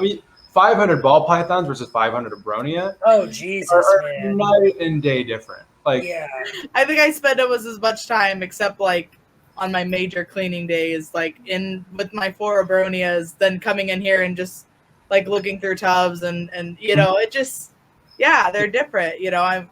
They're still new, which makes a difference too. I'm still monitoring temps and just making sure nothing's getting flipped and things like that. But you have live plants on top of it, and just the food in general. You've got crickets and roaches, and there's just a lot of other components that go into an animal like that. Mm-hmm. Yeah. And I think a lot of it lends to the whole mentality of, and this, I don't want it to sound ironic because we have a large collection of people, just they want more, they want as many as we can, more animals, this or that. A lot of, and that's because the formation of the hobby, some of the founders, they had these facilities with tens of thousands, hundreds of thousands of reptiles. Yeah. And, growing up, especially back, like the 2010, time frame when the main people you're watching on YouTube would be like Brian Barczyk, Jeremy Stone, Ralph Davis, who else was like big? Brian, I think Brian Gundy was another one. I know Crutchfield had I think his stuff is still up, as a matter of fact. Yeah, but yeah, I feel I remember those days. And this, like, to me, I'm like, this is incredible. Yeah. But this is all you're seeing is these people who have worked forever and have a staff, and they're working these facilities with thousands and thousands of reptiles, and the other side of it isn't presented. Yeah. Of have a smaller collection, have more focus on certain, no matter what it is. It could be Abronia, it could be ball pythons, it could be monitors, to where you're spending more time with each individual animal, therefore you get more out of each individual animal. Yeah. One of our mentors, both reptiles and the rodents, is Mark Bailey. And in a conversation that, we had recently, he's like, I'm breeding X number less ball pythons per year, and I'm getting as many offspring, if not more, than I was when I was twice as big, more, whatever. Because this is not, we're not running factories. Yeah. These are animals, and mistakes can go a long way. Where we've seen the same thing with the rodents, where at times we've had to cut back production because we've seen too many mistakes, too much loss along the way, where it's like, this is just, it's not working from a business standpoint and from an animal standpoint. Yeah. To where we could be doing it at, take this scale, take it to that, but have more output than at the larger scale. Yeah. Where, we do have a fairly large collection of scrub pythons. It's around 100 animals right now. That's a lot of scrubs, man. Damn. It's a lot. That's Liz, awesome, though. Yeah. Liz, as you saw, they're in big cages in that. Oh building. yeah, these huge, gorgeous. I mean, yeah, it's amazing. There was not one animal that I was like, it's like, when's that upgrade coming in? I'd be lying if I told you we didn't have some that need upgrades ASAP. That's everyone, though. Let's be honest. Yeah. Everyone has something. We've found this. We've had this space. We filled it with these bigger enclosures, and now it's going to be dialing in these spaces to be ideal for the animals. That's why we reduced our Abronia collection a little bit. Was because, like, last season we tried like 15 different pairs. We had one that was successful. Yep. It's like, okay, if we had 8 pairs, if we have 3 litters, if we had 8 pairs, Yeah. With some of the other species we keep, it's like, okay, we could have 3.7, or we could have a pair or a trio. Yep. Especially when we're not relying on this reptile income to sustain life outside of it. I could pay off my car faster by selling reptiles. Oh, I'd be thrilled. But I don't need to. But it's not going to get revoked if you don't sell this snake this weekend, right? Yeah. Exactly. Yeah. It's more about experiencing these animals, trying to see what makes them click in captivity, and then being able to offer healthy, strong offspring to other people who want to do the same thing that we do. And I feel like we're at the point where we have a few projects that are pretty big that we need to focus time on, primarily scrub pythons and monitors. If some of these other things that we're doing, we can focus more on our best, the best pair, the best trio we can have of them. Mhm. And if it doesn't hit this year, whatever. We don't need 20 pairs of mangrove snakes breeding in 1 year. We can work on 4. And Exactly. it's going to be incredible. Yeah, I was just going to say that was one thing that I loved about your guys' collection and facility. And it was nice that's what we are kind of moving towards. And it was nice to see someone else doing that well and successfully, where, we were talking about like the Vietnamese blue beauties and those rat snakes that you guys had and the indigos. But I didn't walk in and you didn't have a whole rack of indigos and then a whole rack of blue beauties and then a whole rack of rat snakes, right? And not to say that a whole rack of indigos wouldn't be awesome. No, not at all. But there was so much diversity that came in just having a pair or a trio or, a few specific animals for a project. And not that it's not bad to have like 1 or 2 projects that are your main thing, right? Like you guys had your monitors and your scrubs, and you guys have quite a few Dillions over there too, and the Caimans and things like that, which is good, right? Because those are going to be your main push and your main, no matter what, we're still in this for a business, right? It's a business that we're passionate about. We're very fortunate that we get to, work in an environment that we enjoy every day, but it's still a business at the end of the day. And so to have a couple of things that's like your major focus, but then also having a few things just kind of on the side to be able to play around with and mess with. And, you never know. Maybe you're going to find out that, mangrove snakes are your next most favorite thing. And so you'll start building that up more, and kind of going through different things. Yeah. That picture is amazing. The divergence animal in person, dude. Divergence, and it just shut out the day that we came, and it just and it was like blue. It was glowing blue. It was the coolest snake I'd ever seen. Dude, I'm telling you. So Boega is my favorite thing right now.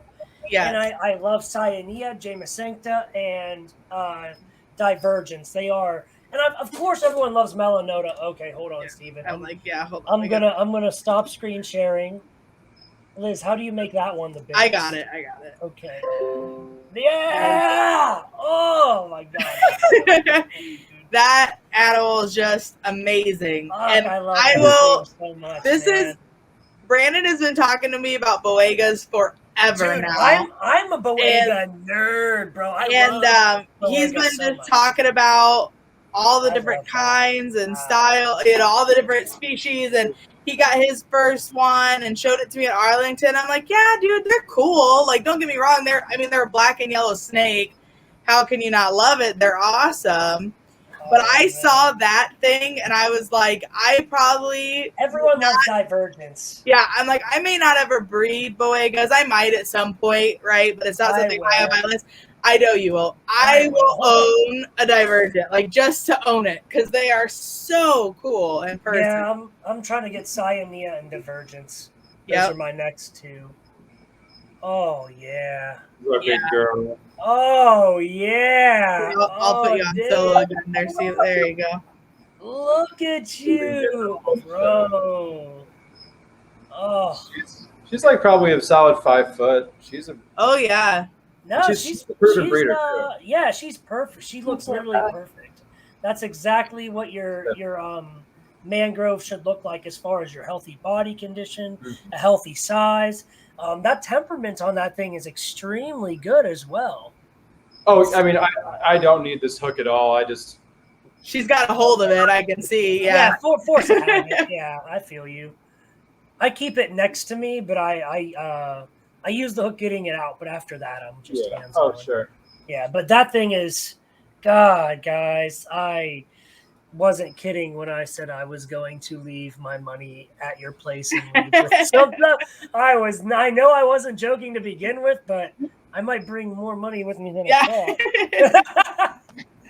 Because I specifically didn't bring cash with me so that I couldn't leave it because I knew that I would. So yeah, I have a very supportive girlfriend who's like, baby, if you want the snake, you get it. Yeah. And that way, when she's like, baby, I want the monitor, I'm like, you get it. Mm-hmm. We're both very supportive. But yeah, I'm a Boeg dude. Listen, you can't get me started. I know. Yeah, I know. I'm already waiting to cut you off. So go ahead, please go. All right, guys. This is just, I got a couple more questions. We're pushing that 2-hour mark. I don't want to keep you guys for too long, although this has been fabulous. So what, and you can do individually as well, like what are your guys' favorite projects? And you could do like per species. Like obviously it doesn't have to be every species, but I know, Steven, you have several different scrub pythons. I know you both work with the chondras. You've got the monitors. Like what in each genre that you guys have, what are you guys really excited about? You can go first. Okay. I'm thinking. I mean, I obviously the scrub pythons will always be like the thing I'm most excited about. The Moluccan scrub pythons, those gold and purple ones. You know, I think this will be our first year where like we have adults, we've cycled them properly, they've been off food, off a routine food cycle for a while. I think we're in a good spot to actually give them a legitimate chance this year. So that would be just incredible. I mean, this should be. I want to speak too soon and jinx ourselves, but we have 16 female scrub pythons we're going to be breeding this year. Nice, dude. Something's got to happen if we're doing Something's got to give. Yeah. Yes. And then nature always finds a way. Yeah. For real. But then outside of that, we have our Chiapan black beaded lizards, the Heloderma alvarezi. Yeah, alvarezi, yeah. Those are, I mean, they're just such incredible animals. We have them paired up right now. Yep. We've had them since January, so they didn't go through a proper cool down this year, which means that they may not have quite the shot that they would have had otherwise. But if nothing happens, won't be too upset. We'll have the opportunity to put them through their proper cool down cycle. I was gonna say that just means next year everything's perfect, right? You know, yep. But hey, if they go this year, they do. In the past, we used to have some other ones, and we just didn't understand the difference in their cycle compared to the other Heloderma, because they cycle at this exact opposite time of the year as the rest of the Heloderma do. So now that we have the knowledge we need, we have beautiful, healthy adults. We have them in the right parameters. Everything's really good. We have them in the Abronia room, the Montaigne room. Yep. That'll be a real exciting project. And then this will be our first year trying to breed rattlesnakes, which is something that I'm just like. That's fucking cool, dude. I have an obsession secondary to scrub pythons. It's those Montaigne venomous. They're amazing. We'll be able to try banded rock rattlesnakes and Mexican blacktail rattlesnakes this year. And what's really cool about rattlesnakes is that they have this like family dynamic that goes down from when the babies are born to their first shed, where the mom and dad both parents will stay with the babies and be super defensive of them until they have their first shed. I just want to be able to see that like in front of me. Yeah, this dynamic within reptiles that is just so foreign to our concept of reptiles. Yeah. The closest you could compare it to would be crocodilians. Yep. Yeah. I mean, crocodilians are some of the most primitive yet extremely intelligent animals in the world, and these small rattlesnakes that live up in the mountains have the same kind of behavior. That stuff to me is mind blowing. I should stop before I talk for another hour because I could ramble about All right, I'm making a note of this, and we are getting on an episode. You have no idea. I've been writing sticky notes down this whole time you guys have been talking. I've been writing shit down for real. But then, so to cut myself off from that, monitors. The two that I would say are the most exciting for me would be the laces, and then we haven't mentioned that we have these animals yet. I'll say it here. We have a pair of torch monitors, Varanus ovor, that have allegedly been bred once in captivity ever. Depending on who you ask, they've never been bred in captivity. So that's another one that I think that's been like a dream species of mine for about 6-7 years. Had an opportunity, couldn't pass it up. Great animals. So that one's really exciting. And then to round it out with the colubrids, this will be our first year legitimately trying to breed tiger rat snakes, which are my favorite colubrid. Liz, we were messing with those, the big ones. Kyle has talked about them every day since we came back. He's like, when did they say they were going to have those? I was like, I will get them for you. It's okay. We got a big cage order in the works where we're going to get 4x2x4s for the big males and then 3x2x3s for the females.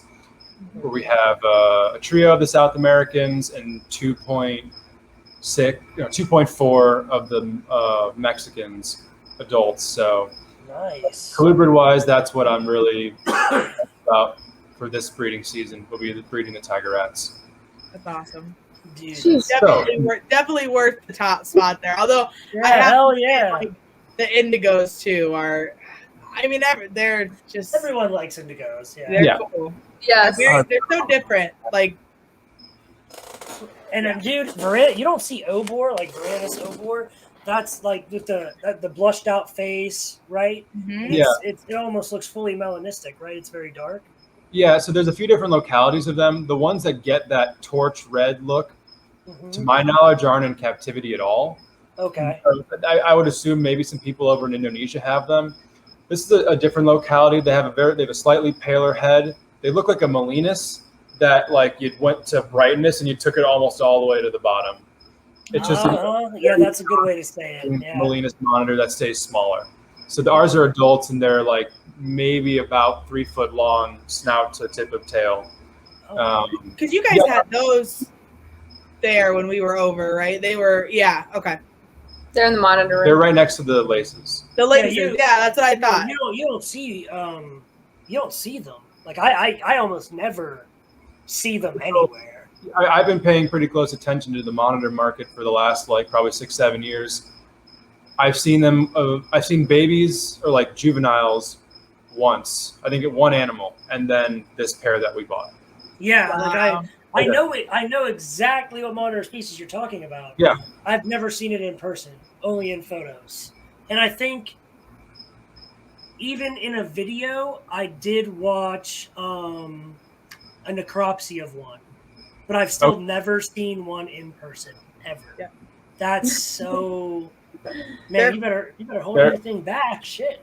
They're really incredible. Don't tell him that. Hold everything back, but share with Liz. that is going to be the goal here. What are we doing? Okay, that's a picture. What about you, Des? What's your favorite? Well, Steven kind of took all the good ones, but no.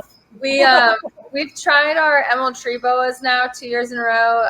Last year she just didn't even come through, and then this year she had some slugs. So my big one is like to actually see that happen and have the live birth and the whole deal. I really want to see that go down. And then the lace for sure for me. We have a pair of Mertens that have a really, really cool setup, and I would like to see some baby Mertens swimming around. That would be pretty cool. I have these. I have the Princess Diamond that I raised from a baby, and she's got a pretty cool male with her. But we have yet to like figure out that whole boa thing. But that would be another really cool live bearing litter to walk in and see a bunch of little white snakes from the Princess Diamond. I don't know how that's gonna go, but I'm really stoked on the indigos that we got. The Blue Beauties are really fun little firecrackers too, and the Alvarezi, of course. Really, really excited about that. What other big ones? I was thinking. I mean, everything really. I would love to see it all. Yeah. There's a lot of stuff here, so a lot of potential. Yeah, I feel that. I can't pick hard to pick a favorite. I was gonna say I couldn't. That's hard. Like I'm pretty sure I didn't even see half of probably what you guys have to offer over there, and I was like, I want that and that and that and that and that and that and that. You know, it's just crazy. But going back to the instant gratification part too, and I think it says a lot for people's company and just kind of their desire to better the industry too. I remember talking to Des and I was like, yeah, I got these 2 pair, and then I saw that I think Steven, you had recently posted something that you guys still had some Abronia pairs left, and I was like, I even thought about picking up a couple more pairs, and Des was like, just start slow, start slow and build on it. That's smart. That's smart. It says a lot, and I think that is a great business model, and we go off that too with even just the ball pythons is really as easy as they are to care for. I mean, out of reptiles, there's not, they're pretty forgiving. They're pretty simple to get set up and things like that. But I see so many people that are constantly like, yeah, like, why don't you just buy all 10 pairs and I'll give you a deal? It'll be great. And I think that it speaks a lot for you guys and for Reptek to be able to want what's best for the animals and not necessarily the quick, okay, I need to move these, let's go. And Steven, like you said, just getting them in the right people's hands. The last thing you want is someone getting 10 pairs of Abronia, getting overwhelmed, then they try to sell them and they just want them gone, and then they're trying to move them, and the next thing you know, these Abronias have gone to 3, 4, 5 different homes, different facilities. Yeah. Now this animal's crazy stressed out. It's not doing anything of what we were hoping, which is learning about this animal and cycling it correctly and producing more in captivity so that they can start to funnel into the pet trade and things like that. So that just says a lot for you guys as individuals, but then also as a company in general too, to not be those people that are like, no, they're great, they're easy, let's just push them on out the door. We could easily get someone to take all of these. Yeah. And you see that, I think, far too often, right? Like someone's like, I'm selling a breeding project of whatever it may be, right? And it's like 50 or 60 animals, and I'm not looking to separate. I just want to get rid of all of them. Well, then someone's like, man, I've always wanted to work with these, and they get into it, and it snowballs into a bigger issue at the end. All right, guys, you mentioned something very exciting. I don't know if you guys want to talk about it, so we don't have to. If you don't want to while we were there, but I believe you guys have a crocodilian facility in the works or in the future plan. I was bring that up earlier when we were talking about that, but yes, we have a building going up for the crocodiles. Yes, tell me about it. What are we doing? How big is it? What's the plans? What is the goal for that facility? Yeah, so the building is going to be 24 by 40, and basically the goal is for it to be a good semi-permanent to permanent setup for the bigger ones that we have. And really the goal of the building will be to breed the ivory caiman and try to see what it is, if it's genetic. So we've had some setbacks in the building process, and then this year with materials being astronomical. Or unavailable altogether. Construction crews not being available. Yeah.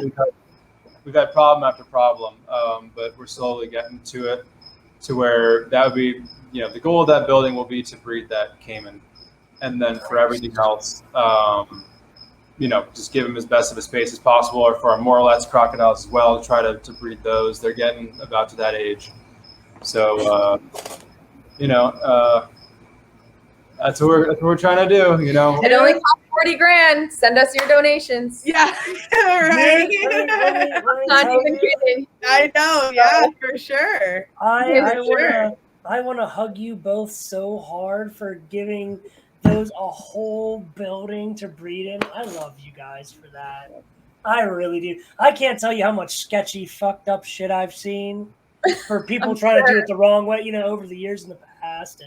And I've been to like over 40 countries. So I've seen a lot of people in a lot of different places try it a lot of different ways. And some of them looked really bad. And some of them was like, you may do with what you had because of where you're located. I get it. But the fact that you guys are about to go so hard for that, like, God damn, that should be. I always talk about like people's qualities. That should be the standard. That should be a standard. Yep. Like that should be a minimum standard. You know what I mean? That's I agree. so awesome, dude. You know, if you're fucking you're love you guys for that. you're gonna take on the responsibility of owning an animal like that, the least you can do, right, is give it a proper Yeah. area to be a alligator or caiman, or, you know, to be a crocodilian, right? And I'm sure you guys see that with the monitors a lot too. You know, it's like they're really cute when they're this big. Well, yeah, that's the goal, is to get these crocodiles in their own environment, their own buildings. So then that alleviates space to build bigger cages. Like we got a pair of black dragons right now. They're obviously going to be massive. So we're like, we got to find some space to get their enclosure built for when they're, you know, of size and ready to go. It's amazing how you think you're going to have free space. And then somehow, as soon as you get free space, something else comes in. And then you're like, okay, well, at least I have that free space. And then something else comes in. And I understand this rotation too, you know, where you guys have your black dragons. It's like, okay, we're going to move those black dragons into a bigger enclosure. Well, then I'm assuming the enclosure you have them in will probably end up being like a hatchling enclosure for when you guys start breeding. And, you know, you can start putting baby. And it's amazing how this all just continuously like rotates through the same area. And then it gets a little bit bigger and a little bit bigger. And, you know, it's interesting how. Next thing you know, we'll have an entire building just for babies. Dude, hell yeah. Just for babies now. And I'm like, what? I remember when we built this room, we were like, if we're still in this house when we fill up this room, we screwed up. Well, that was 6 years ago. And I'm now finishing out my entire basement. Plus I have a oversized 1-car garage and an oversized 2-car garage that does not have animals in it, but it has all the crap that comes with the animals, like bedding and extra enclosures supplies. And, you know, people don't want to talk about the storage alone that's needed. For all this stuff. Yeah. So it's amazing how much room it slowly takes up. And then Des is like me. I love it. She hangs all of her name tags on like ductwork, the pipe, you know, the aluminum pipe work. Conduit. Electricity. Yep. Yep, it's right. You see all the name tags? She like hangs them. I see them. On the ceiling, which is super cool. I loved it. Like I went and I'm like, that's awesome. It's totally a great idea. But just little stupid stuff like that we keep for whatever reason, like sentimental stuff, right? It's like, I remember that show, or someone gave me this picture. Some people's name badges up there. Ben Rennick's up there. Yeah. Oh, good. You know, exactly. Yeah. So just the stuff that you accumulate over time being in the industry, whether it be supplies or just, I mean, I don't know. I go to shows all the time, and if I see artists or stuff, right, like I try to pick up a picture or something, and I'm like, I'll hang that up eventually, and I hang it all up, and the next thing I know, I'm like, I need a rack to go there, and then I take it all down, and I put the rack on the wall. There we go. Yes, it's straight up the way it works.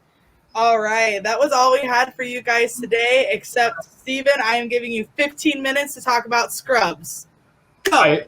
I hate to be this guy. I actually really got to run. No, you're good. We got to.